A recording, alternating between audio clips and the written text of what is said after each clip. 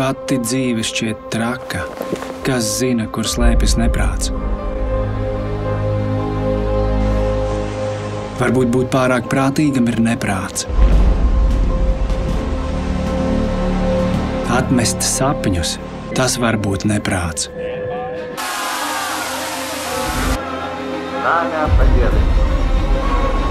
Pārāk daudz saprāta var būt neprāts.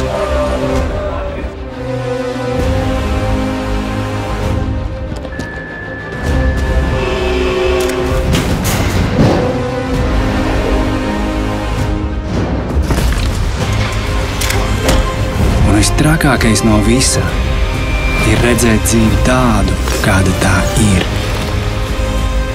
Nevis tādu, kādai tai vajadzētu būt.